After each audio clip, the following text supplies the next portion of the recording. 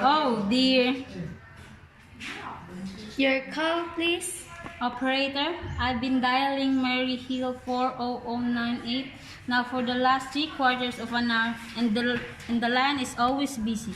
But I don't see how it could be busy that long. Will you try it for me, please? Murray Hill 40098. One moment, please. I don't see how it could be busy all the time. It's my husband's office. He's working late tonight, and I'm all alone here in the house. My health is very poor, and I've been feeling so nervous all day. Ringing Murray Hill 40098. Hello? Hello? Hello? Hello? Hello? Hello?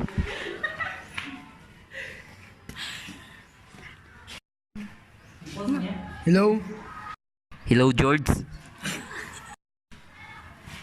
Hello? Who's this? What number I'm calling, please? We have heard from our client. He says the coast is clear for tonight. Yes, sir. Where are you now? In a phone boat. Okay, you know the address? At 11 o'clock, the private patrolman goes around to the bar on 2nd Avenue for a beer. Be sure that all the lights downstairs are out. There should be only one light visible from the street. At 11:15, a subway train crosses the bridge. It makes a noise in case her window is open and she could scream. Oh, hello. What number is this, please? Okay, I understand. Make it quick, as little blood as possible. Our client does not wish to make her suffer long. Okay, sir. Yes, a knife will be okay. And remember, remove the rings and bracelets and the jewelry in the bureau drawer. Our client wishes it to look like simple rubber. Okay, I get. Oh, how awful. How unspeakable. Your call, please. Operator, I've been cut off. I'm sorry, madam. What number were you calling? Why, it was supposed to be Mary Hill 40098, but it wasn't. Some wires must have crossed. I was cut into a wrong number, and I've just heard the most deathful thing. A murder, and operator, you simply have to trace that call at once. I beg your pardon, madam. I don't quit. Oh, I know it was a wrong number, and I had no business listening, but these two men, they were cold-blooded. Find some poor innocent woman who was all alone in the house near a bridge, and we got to stop them. We got to. What number were you calling, madam? That doesn't matter. This was some wrong number, and you dialed it, and we've got to find out what is it immediately. But madam, Oh, why are you so stupid? Look, it was obvious a case of some little slip of the finger. I told you to try Murray Hill 40098. For me, you dialed it, but your finger must have split. And I was connected with some other numbers, and I could hear them, but they could hear me. Now, I've simply failed to see why you could make that some mistake again. On purpose, why you could try to dial Murray Hill 40098 the same careless sort of way. Murray Hill 40098. I will try to get it for you, madam. Thank you. I am sorry, Murray Hill 40098 is busy. Operator? Yes, madam. You didn't try to get the wrong number at all. I asked explicitly and all said correctly. I am sorry. What number were you calling? Can't you, for once, forget what number I was calling and do something specific? Now I want to chase that call. It's my civic duty. It's your civic duty to chase that call to apprehend those dangerous killers. If you want, I will connect you with the chief operator. please. This is the chief operator. Chief operator, I want you to chase a telephone call immediately. I don't know where it came from or who was making it, but it is absolutely necessary that it be tracked down because it was about a murder. Yes, a terrible cold-blooded murder of a poor innocent woman tonight at 11:15. I see. Can you trace it for me? Can you track down those men? It depends, madam. Depends on what? It depends on whether the call is still going on. If it is a live call, we can trace it on the equipment. If it's disconnected, we can't. Disconnected? If the parties stop talking to each other. Oh, but of course they must have stopped talking to each other by now. That was at least 5 minutes ago, and they sound like the type who would make a long call. Well, I can try tracing it now. What is your name, madam? Mrs. Stevenson, Mrs. Albert Stevenson. But listen, And your telephone number.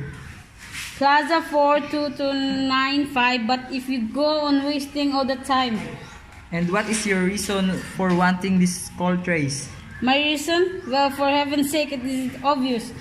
I overheard two men, they're killers. They're planning to murder this woman. It's a matter for the police. Have you told the police? No, I would. How could I? You're making this check into a private call purely as a private individual. Yes, but meanwhile, Well, Mrs. Stevenson, I seriously doubt whether we could make this check for you at this time just on your say-so. As a private individual, we'd have to have something more official. oh, for heaven's sake, you mean to tell me I can't report a murder without getting tied up in all this red tape? Why, it's perfectly idiotic. All right, then I will call the police. Your call, please. The police department, please. Ringing the police department. Police Department, Precinct 43, David speaking. Police department. Oh, this is Mrs. Stevenson, Mrs. Albert Smith Stevenson of 53 North Southern Place. I'm calling to report a murder. I mean, the murder has been committed yet. I just overheard plans for it over the telephone. Over wrong number that the operator gave me. I've been trying to trace down the call myself. But everybody is so stupid. And I guess in the end, you're the only people who could do anything. Yes, ma'am. It was a perfect fine murder. I heard their plans. This thing. I heard their plans distinctly. Two men were talking and they were going to murder some woman at 11:15 tonight. She lives in a house near a bridge. Yes, ma'am. And there was a private patrolman on the street. He was going to go around for a beer on 2nd Avenue. And there was some third man, a client who was paying to have this poor woman murdered. They were going to take her rings and bracelets and use a knife while it unserved me deadfully, and I'm not well. I see. When was all this, ma'am? About 8 minutes ago. Oh, then you can do something. You do understand? And what is your name, ma'am? Mrs. Stevenson, Mrs. Albert Stevenson. And your address? 53 North Sutton Place. That near a bridge, the Queensboro Bridge, you know, and we have a private patrolman on our street and 2nd Avenue. And what was the number you calling? Mary Hill 40098, but that wasn't the number I overheard. I mean Mary Hill 40098 is my husband's office. He's working late tonight and I was trying to reach him to ask him to come home, and I'm invalid, you know. It's the midnight off and I hate to be alone, even though he says I'm perfectly safe as long as I have telephone right beside my bed. Well, we're looking into it, Mrs. Stevenson, and see if we can check it with the telephone company. But the telephone company said they could check the call if the parties had stopped talking. I'd taken care of that. Oh, yes. Personally, I feel you ought to do something far more immediately and drastic than just check the call. What good does checking the call do if they stop talking? By the time you track it down, they already have committed the murder. Well, we'll take care of it, lady. Don't worry. I'd say the whole thing called for a search, a complete and through search of the whole city. I'm very near a bridge, and I'm not far from 2nd Avenue, and I feel a whole lot better if you send a radio car to this neighborhood at once. And what makes you think that the murder is going to be committed in your neighborhood, ma'am? Oh, I don't know. This coincidence is so horrible. 2nd Avenue, the patrolman, the bridge. 2nd Avenue is a long street, ma'am. And do you happen to know how many bridges there are in the city of New York alone? Not to mention Brooklyn, Staten Island, Queens, and the Bronx. And how do you know there is some little house out of Staten Island and some little 2nd Avenue you've never heard about? How do you know we're even talking about New York at all? But I've heard the call on the New York dialing system. How do you know? It was a long distance call you overheard. Telephones are funny things. Look, lady, why don't you look at it this way? Supposing you hadn't broken in on that telephone call? Supposing that you got your husband the way you always do, would this murder have made any difference to you then? I suppose not, but it's so inhuman, so cold-blooded. A lot of murders are committed in this city every day, ma'am. If we could do something to stop them, we will. But a clue of this kind that's so vague is not much more use to us than no clue at all. But surely, Useless. Of course, you have some reason for thinking this call is phony, and that someone may be planning to murder you. me? Oh no, I hardly think so. I mean, why should anybody? I'm alone all day and night. I see nobody except my maid, Eloise. She's a big 200-pounded. She's too lazy to bring up my breakfast tray. And the only other person is my husband, Albert. He's crazy about me, adores me, waits on me hand and foot. He's hardly left my side since I took sick 12 years ago. Well, then, there's nothing for you to worry about, is there? And now, if you'll just leave the rest to us. But what will you do? It's so late. It's nearly 11 o'clock. Well, take care of it, lady.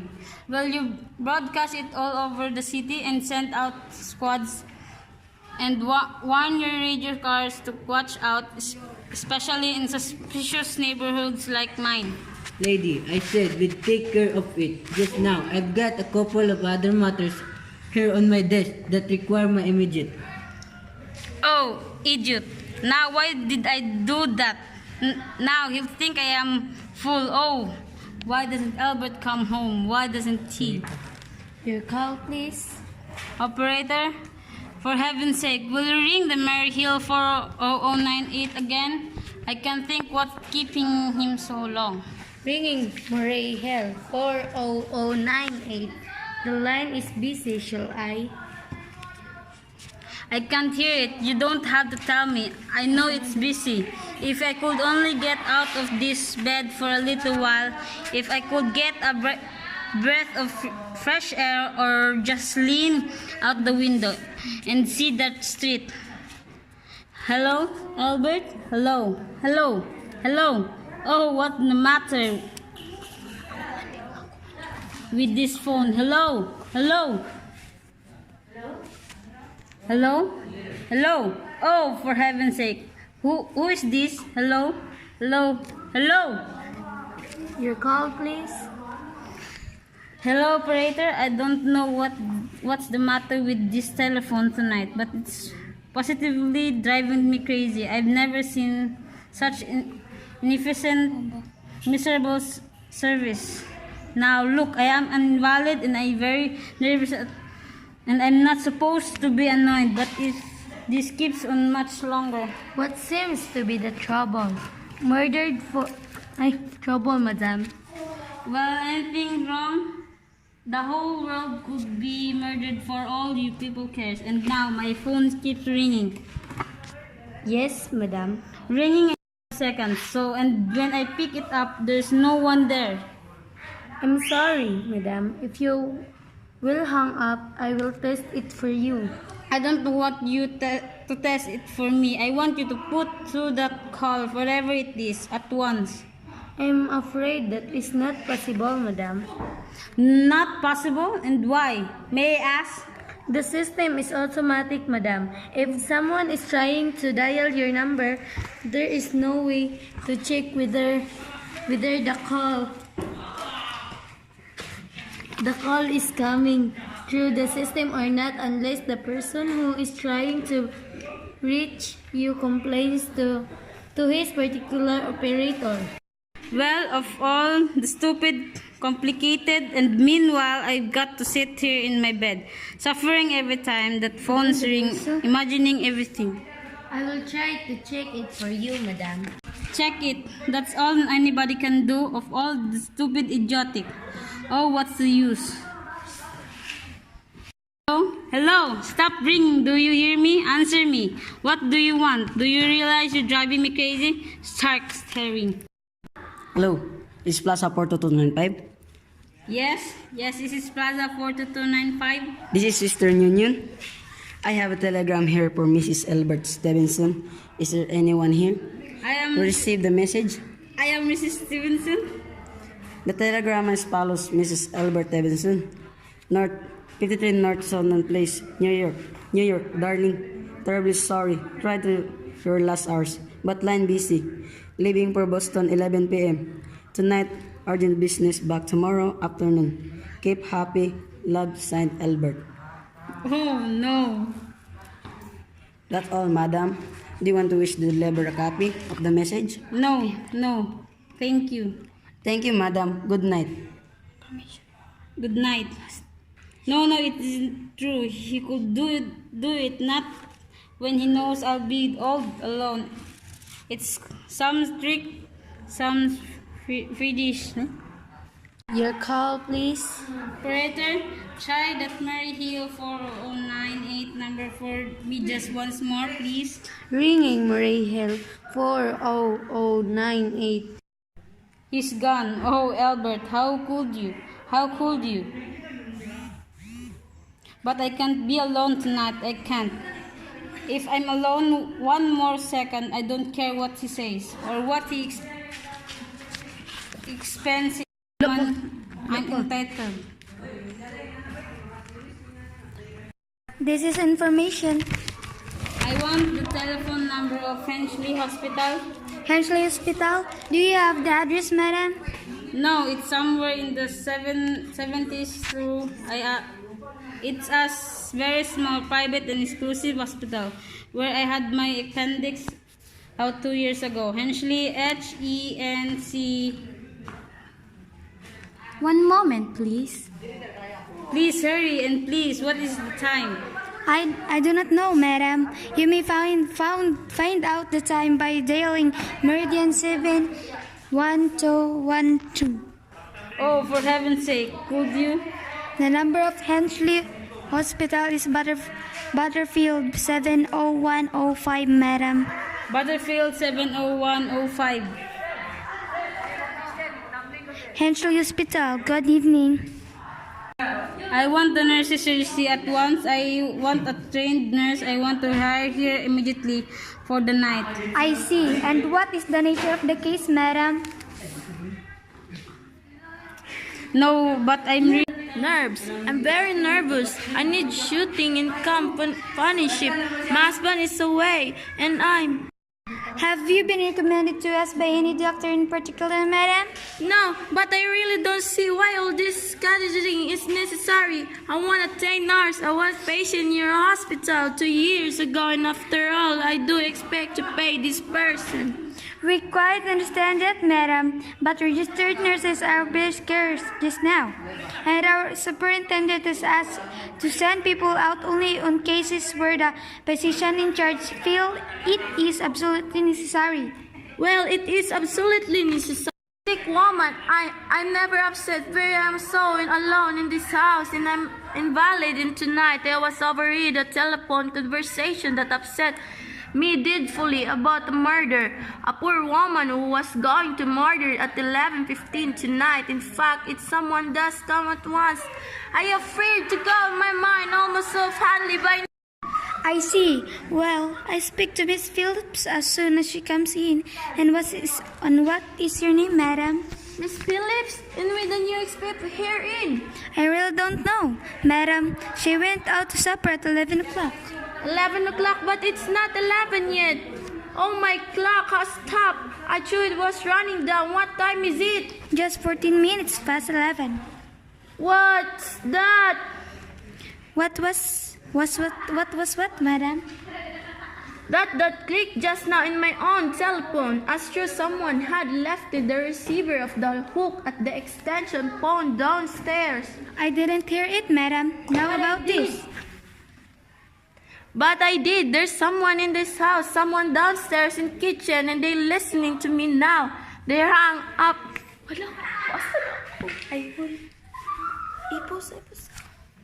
Stop. I won't let them hear me. I'm quiet and they think.